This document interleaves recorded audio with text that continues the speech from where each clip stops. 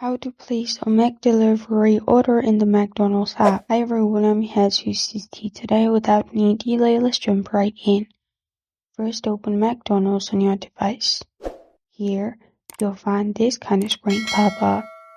In the home page, click on Start an Order. Then click on McDelivery at the top. Sign in to your account. If you don't have one, create an account. After that, you'll find menus pop up. You'll find all the available products. Simply add it to your cart. Choose the payment method you want to use, pay, and then place an order.